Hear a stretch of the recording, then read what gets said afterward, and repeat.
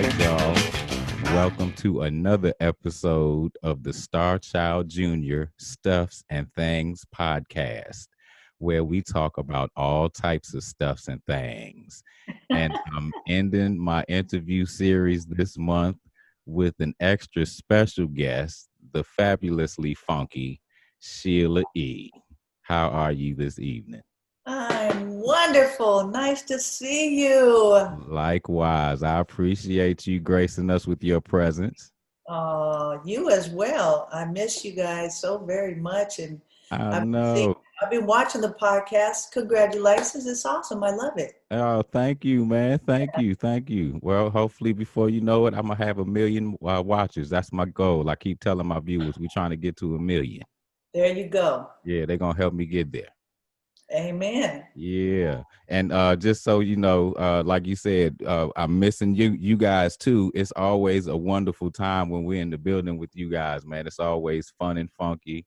And you know, you got my other auntie Lynn kicking it with you, and y'all sound so beautiful. I went to see you guys in DC, and y'all blew me away, man. It was so wonderful.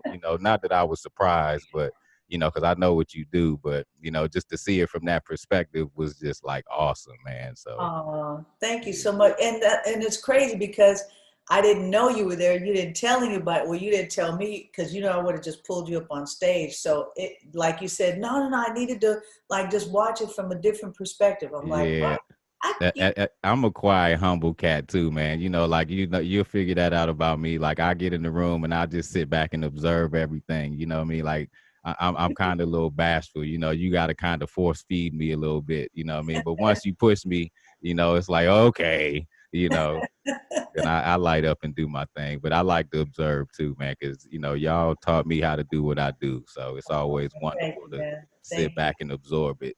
And see if there's anything else that I can steal from you guys. Hey, we done stole from y'all, so it's all good. It's in the family. Well, what we do is we trade off each other. That's what we do. We borrow. That's what we do. We Yes, we borrow from borrow. each We don't other. steal, we borrow. That's true. That's right. Oh, and so congratulations. I see you just got that Emmy nod for the Prince thing, man. And it was a wonderful show. Congratulations to you, Jam, and Lewis, man. Thank you. I know you got to be buzzing, man. And I was so happy to see that happened just before you were about to be on my show. I'm like, good, I got something to talk about.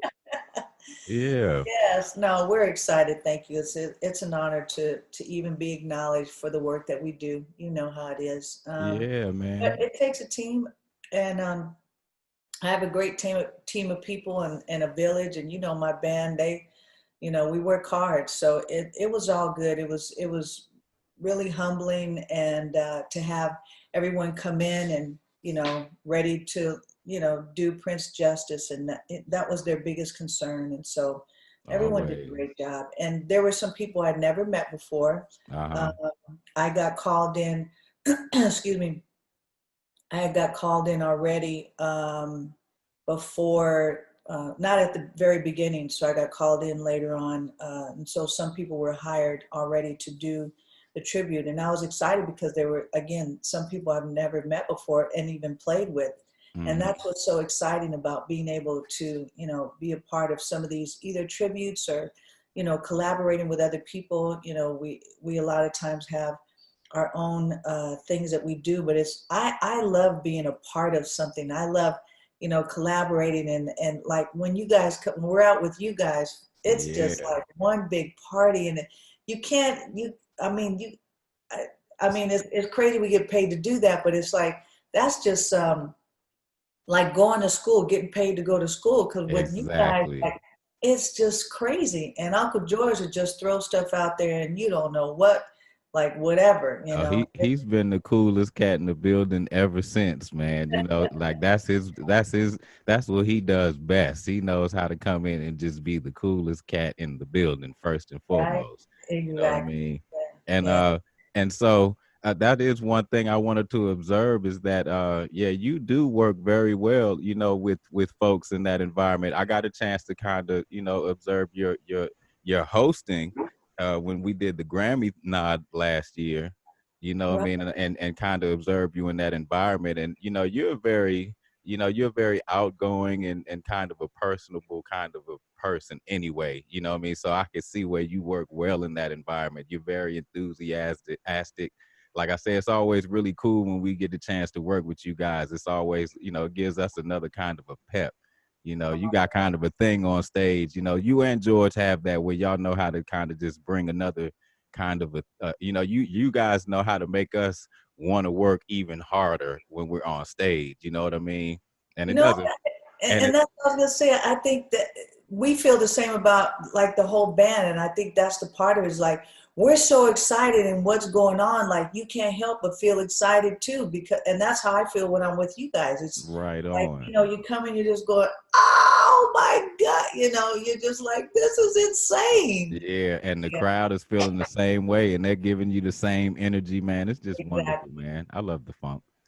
You know, Yes. so let me peel this little layer right here. One thing we have in common, we both have a father who was doing their thing well before we were even thought of, and Hmm. they were damn good at what they did, right? So I take it that he influenced you to Yes. probably get started in music. So and then I also noticed that you guys did a record together. So let me ask you about that. What was that like doing a record with your father, and how was he with you? Like was he hardcore with you, a drill sergeant, or was he the kind that would kind of let you grow on your own and then just kind of, you know, dip his finger in where he needed to? Uh, well, initially, like the first time I played with my dad, I was 5, and I remember, getting ready to perform with him. But later on, I would sit in with his band, and because he rehearsed, this was later on, but earlier in my years, he would rehearse around the house. The band would come and play, and when they took a break, I would kind of jump on the percussion or drums or whatever. But at 9 years old, Pop said, I think you should go and learn how to play violin. And I'm like, violin? Are you what? I'm going to get beat up if I walk around with a violin case, especially where we grew up. Right. So anyway, he said, no, I want you to play violin. I'm like, okay.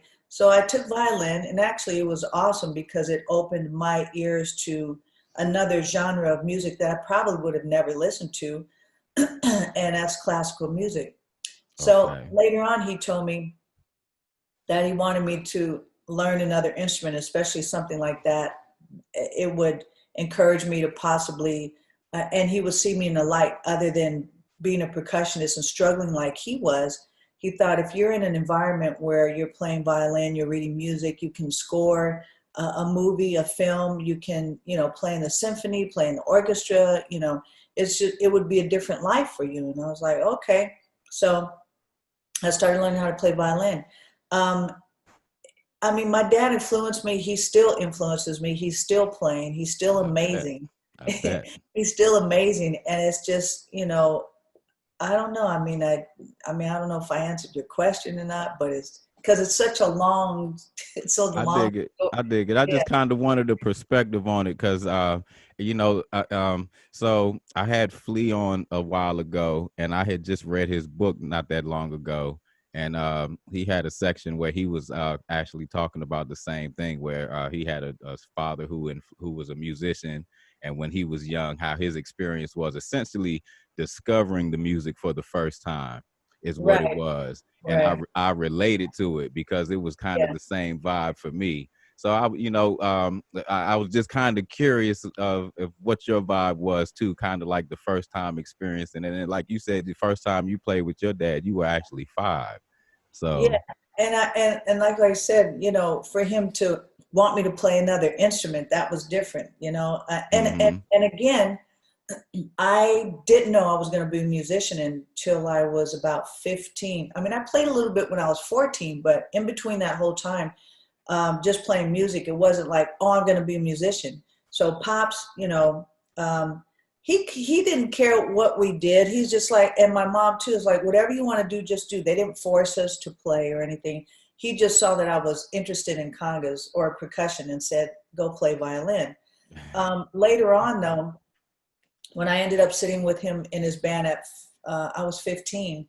And it was a huge show. It was a big deal, and it was 3,000 people. And that's when I knew that this was what I was supposed to be doing, because I ended up playing congas. He was playing timbales. He gave me a solo. And it was just an amazing experience, because I'd never, in competing and running track, I was a sprint runner, and I wanted to be in the Olympics. So I was training to be in the Olympics. I played soccer for an undefeated team for 5 years, and so I was just fast, and I was like, this is what I'm gonna do. I'm gonna win a gold medal in the Olympics. And then I played that one show with him, and I lost my mind and just said, wait a minute, this is what I'm supposed to do.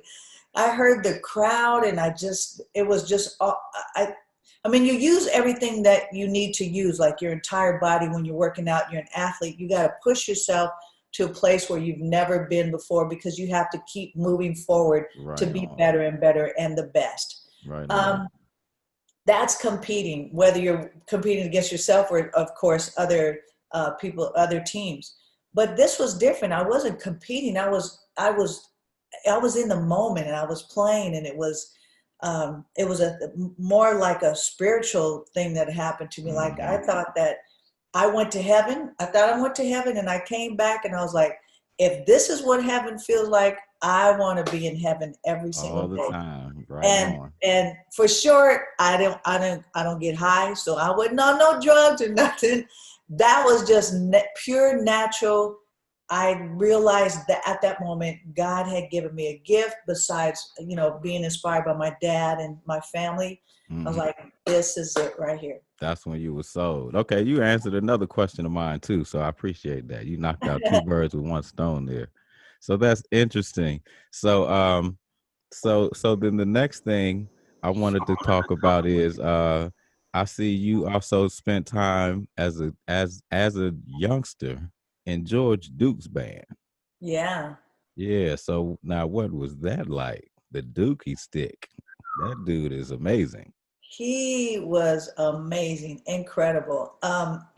Yeah, when Pops and I did our first record, and it was, I don't know, I want to say I was 15, 16 maybe, or something like that, 16 or 17. And Billy Cobham came in and said, hey, I'd like to do a record on you, the both of you. And we're like, yeah, sure, but we didn't believe him. And 2 months later, he came back to San Francisco, where we were performing, and he said, okay, let's do the record. We recorded at Fantasy Records in Berkeley, and Billy Cobham was out with George Duke and Alfonso Johnson and a bunch of other people. So that's how I met all of them. And when I got in George's band, it was the hardest thing for me. It was a good thing, but it was challenging, because I had been playing with my dad, and this was actually like my first time to go out on tour with someone else other than my father. And I thought, I'm so torn, because I don't want to leave him. So it was so hard. And I was afraid to ask him, and I felt sad, but I was excited. And so George spoke to Pops, and he said, look, I'll take care of her. You won't have to worry about her or nothing. And the experience with George it was like being with, my uncle or something, because, or my father, because he, like Pops, he really took care of me. He allowed me to grow, as I did with my dad, my musicianship. He allowed me to grow as a musician, I wasn't even an artist yet, and just learning what artists do and being in that position. Like, I watched my dad being a leader. Right. What do you do? What would you like to do, and what wouldn't you do? How you treat people, and, the ins and outs of the business, as I did learn with Pops as well. So with George, musically, it was a whole nother thing. Like, just traveling and going to places I'd never been before in my life. We went to Europe all the time. So I was like, oh my God, this is incredible, right? But musically, it was again, like going to school. You're paying me to go to school. And he said to me, look, he said, I'm never going to tell you what to play, not unless it's a suggestion on, maybe try that thing over there. I don't know what none of this stuff is called. This is your house. You play whatever you want to play. And he said, and just do what you do. So it allowed me to just experiment. I was using all kind of different percussion instruments with real, like, water bottles and jawbones and all kind of stuff. And everywhere we went, I tried to find a place where I could purchase different instruments that I had never seen before and use those in the show. Okay. And the cool thing about George was he played not only funk, which he played very well and influenced by George Clinton and Bootsy and everybody else, but he played funk. George played funk. He played gospel, R&B, fusion, jazz, Latin, but he loved Brazilian music. I just got to play everything with him as I did with my dad. So it was an extension of my dad, but even crazier because there was some music that my dad didn't play. And it was just like going to school for many years and playing with great musicians. I dig it. I dig it. So is that where you started taking your interest into funk music? Not really. I was in the second grade, and I remember that was probably the first time I heard a James Brown record. Okay. And when I heard James, someone down the street, I was in the second grade, and down the street in this alleyway, this big house, there was a guy there he played drums, and they would rehearse, but he was playing a James Brown song, but I didn't know who it was at first, and I went running down the alley and I heard the song, and now I don't even remember what it was. I have to think about what it was. Anyway, that song was playing. I was like, oh my God, that is so incredible. What is that? It's just the rhythms, and I could hear the drum beat. And then that band at the corner tried to emulate and play that James Brown song. So I was like, oh, so I was interested in funk very early, like James Brown. And then growing up in the Bay, I mean, you got Power, you got Sly. Right on. I mean, Larry Graham. I mean, when we heard that, the bands were playing when we were younger, my brothers and I would catch the bus and go to whatever community center or rehearsal hall that they were playing or practicing at. And there was this one place really close, right close to Berkeley, right before you get to Berkeley. And we would take the bus there.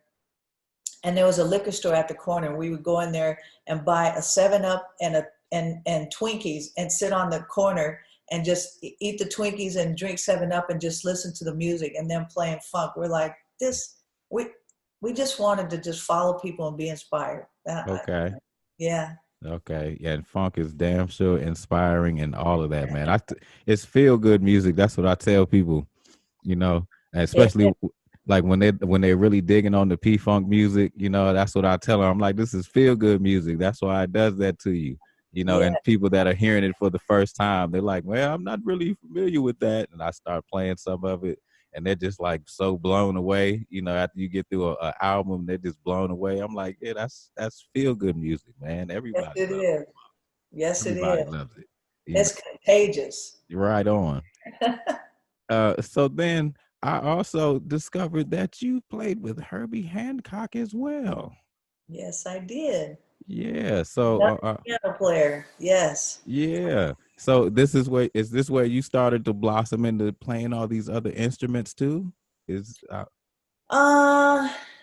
not well, no, it was with George. The first time I played drums was with George, because when he had the song Reach For It, Ndugu wanted to go out, and Ndugu Chancellor was the drummer, and he wanted to go out and be in the front and sing lead. And he's like, you can play drums. I was like, yeah, I mean, it's no big, I thought it was no big deal. Like, yeah, I'll just go play. I can play a 2 and 4 all day long. I ain't gonna move. I'm gonna stay right there.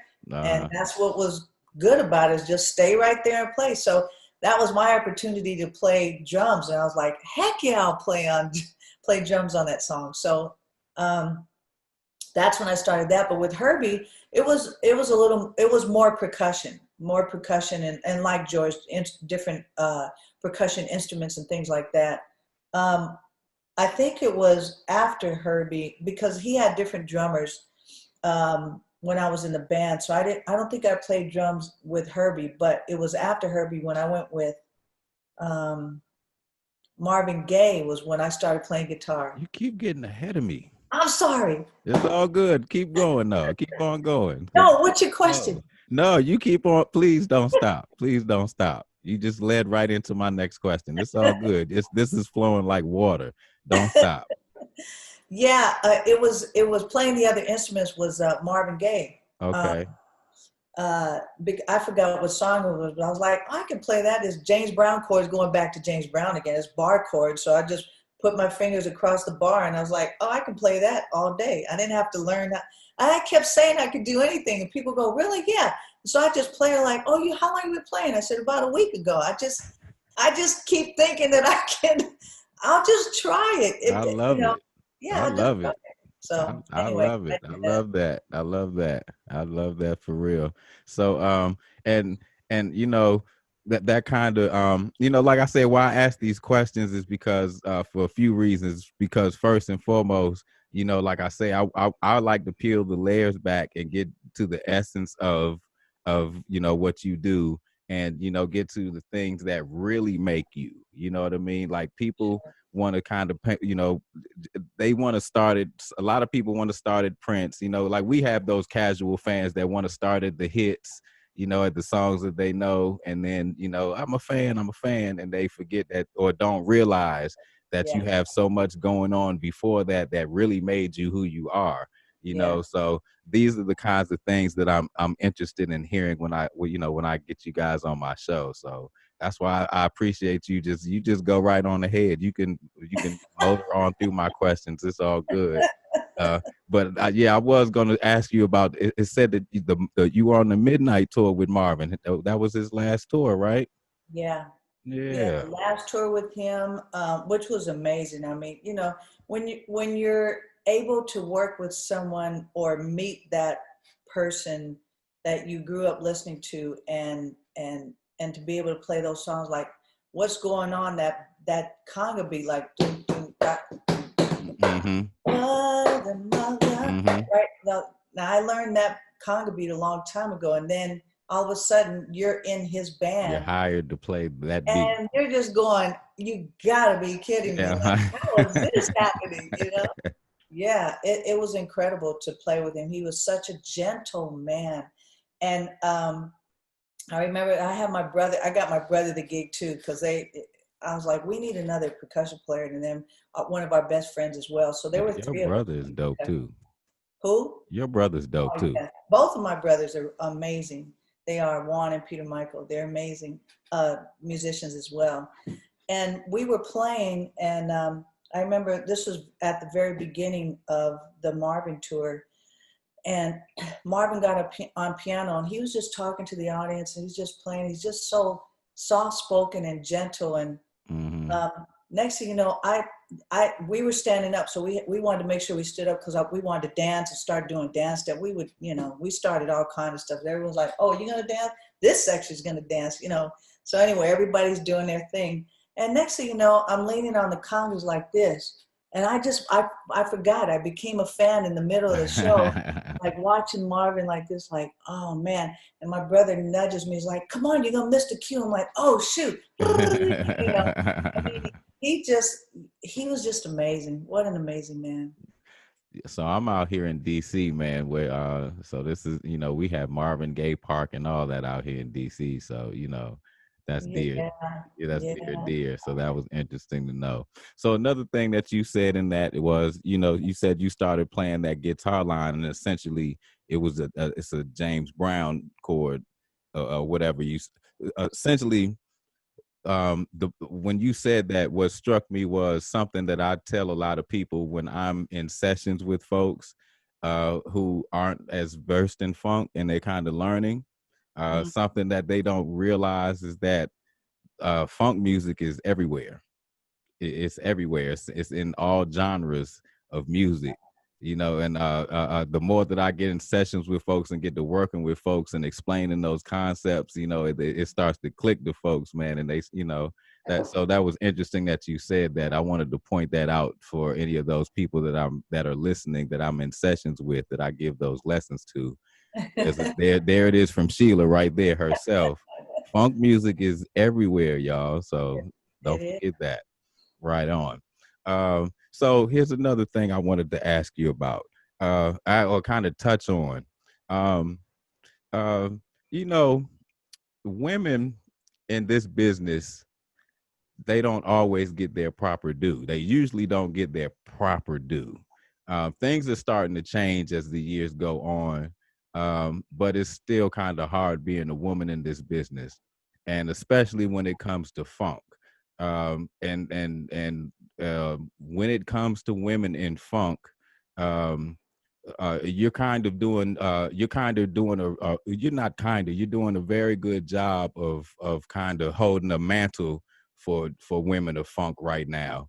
Oh, um thank you. Thank you. you have for a long time, but especially right now, and you know the way funk is kind of started to kind of die off as a popular genre.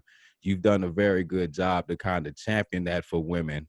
um Again, you have my other auntie Lynn Mabry touring with you, the Brides and P Funk fame. Are there any other women in funk that you are like influenced by, or like a fan of, or anybody that you know think deserves more due than what they get as far as when it comes to funk music? That's a hard question because when you talk about funk is everywhere, and I agree with you, funk is everywhere. That funk for me sometimes can be in a song that it just sounds funky and it has nothing to do with the rhythms of funk, but the feel of it is funky to me. Okay. So it I sometimes see that in other music and other artists. If you gave me a list of, well, it's hard because when you talk about R&B now and what R&B was, they're not the same anymore. Right. So what is our funk right now? Can you give me any women right now, like even three off the top No. of your head? That's what I'm saying. It's Georgia and Mojo. yes, I love yes, her. She's yes, dope. She's yes. dope. She's dope. I like her. I mean, and that's the thing is you can, but it's hard because again, what you said is like the funk, the pop that's not popular.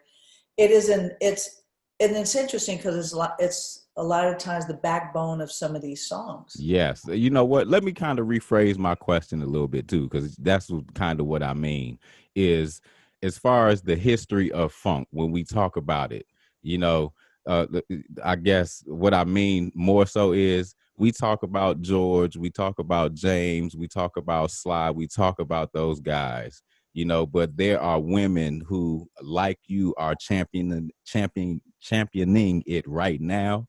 There are other women who pioneer, who should be a part of that pioneer conversation when it comes to funk music.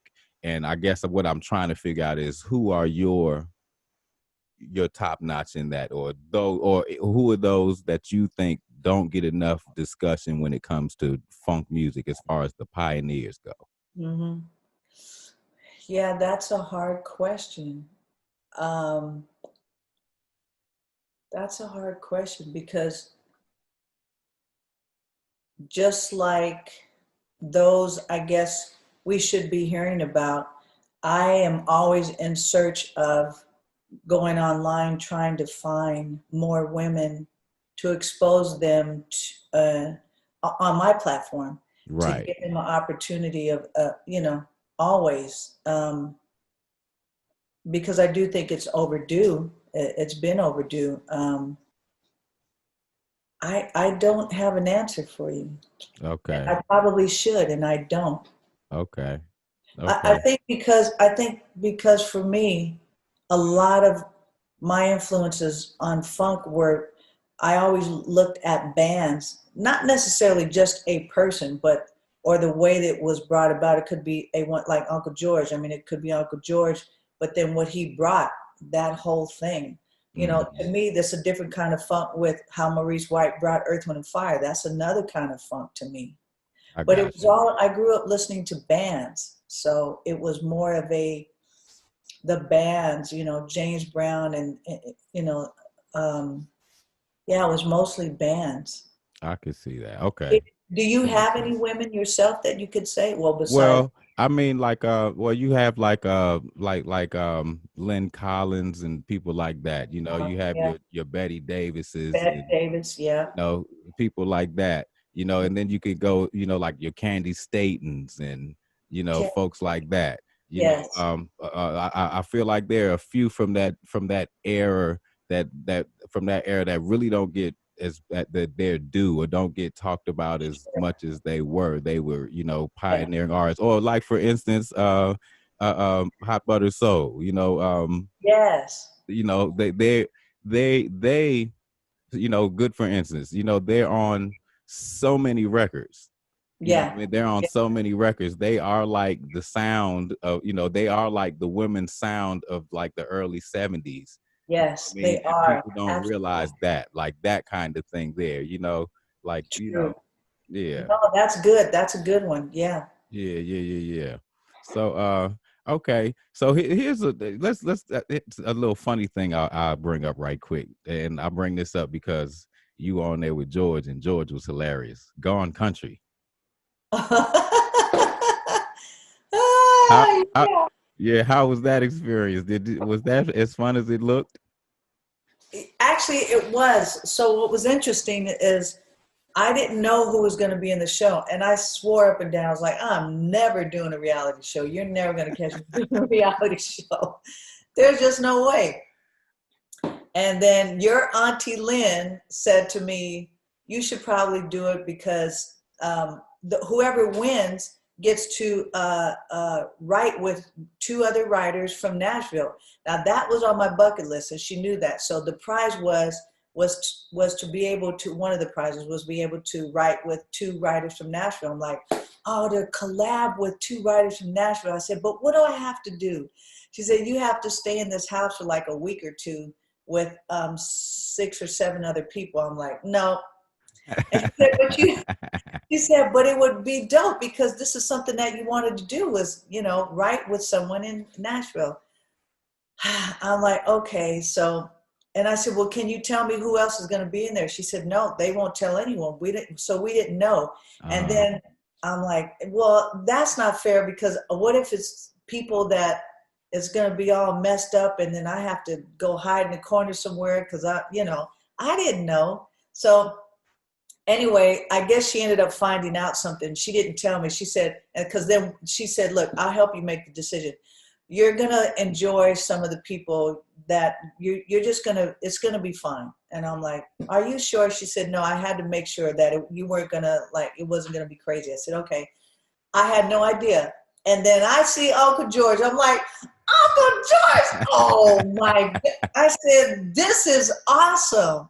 To spend a week, I don't know if it was a week or two with uh-huh. Uncle George, it was hilarious. Oh my It, God. it was awesome to watch. I sat back and I had the best laughs watching you guys. That was great. That He was was awesome. so funny. I Yeah. know one of the things that had happened was he had a really bad toothache and he had to go to the dentist. And I hated going to the dentist. I'm like, they said, we're going to have to take him out. He's got to go because he's in so much pain. He was really messed up. He's like, I can't, it just hurt. I said, oh Uh-huh. my God. So anyway, Carlon drove up and took him to the dentist. And then I was like, man, he's going to be messed up. And they said he was in the dentist office. He said they didn't even have to give him Novocaine. He passed out sleep. They worked on him. He woke up. He said, am I done yet? I'm like, what? That sounds about right. Just George is like George is an alien. He's from another planet. So he is. It was so sweet though to be able to hang out with him and make breakfast. And it was so nice. It I really was. bet I was like, dang, I wish I could be there. That looks like fun. Mhm. Yeah. So all right, so let's get into, you know, I've seen you've been doing a whole lot of charity work. Yeah. Uh yeah, let's talk about Elevate Oakland. Yeah, Elevate Oakland. We did an event called We Stand Together last week, and curated this event now because the need is now for our kids. Our kids are not knowing whether they're going to school. We use music and arts and we make sure that it stays in public schools, but we're not helping all of the schools because we don't have the funding to do so.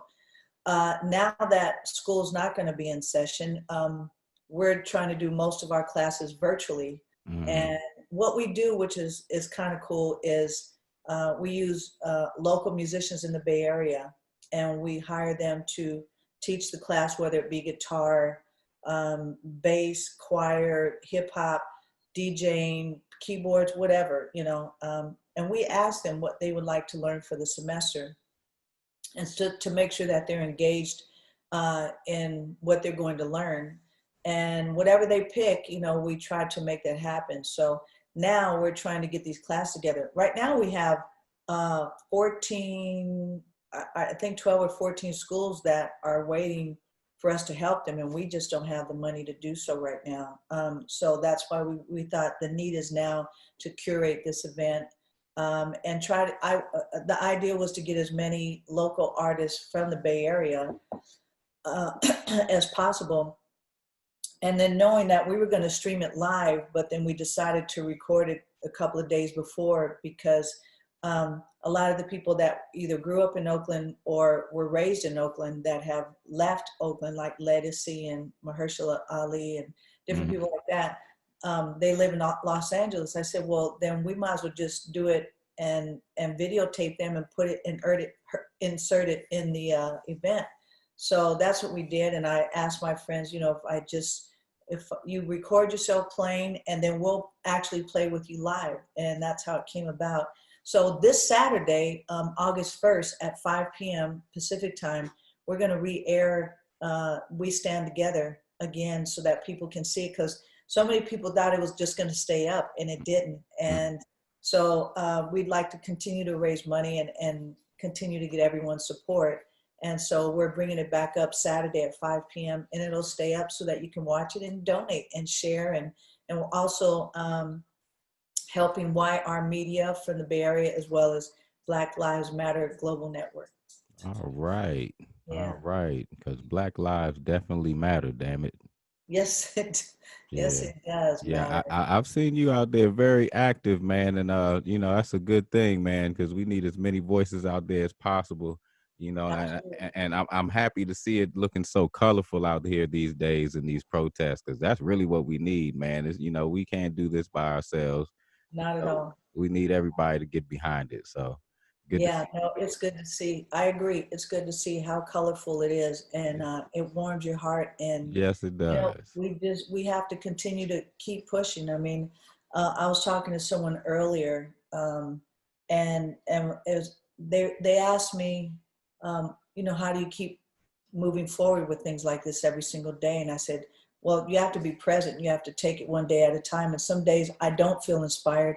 Some days I don't feel great. And you know, I try to do what I can to make sure that I encourage myself if someone else doesn't, but to get up and go, come on, we gotta keep going. And today I was really inspired, encouraged again. Like I felt hopeful again, because some days I don't. I'm angry, I'm mad like everyone else. I'm crying, I feel bad. I'm praying for the families, the loss. It's insane. And today watching the John Lewis Memorial and just reminding us what he fought for his entire life, as others have as well.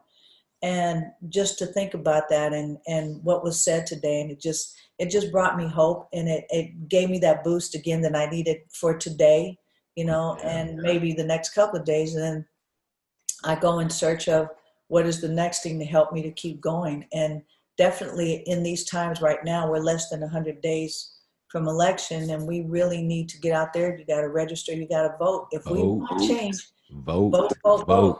Listen, I'm going to tell you, I was one of the ones that were outside of the building yelling and screaming, and no one's hearing me, you know. And I said, wait, I have to figure out how to be heard. Well, to be heard is to get inside the building and make change. And that's what we have to do. We all have to come together, and we have to register to vote if you haven't, and we've got to go vote. But we have to do the work. We have to read and study and find out who is the right person. Yourselves. We have to educate ourselves. We really do.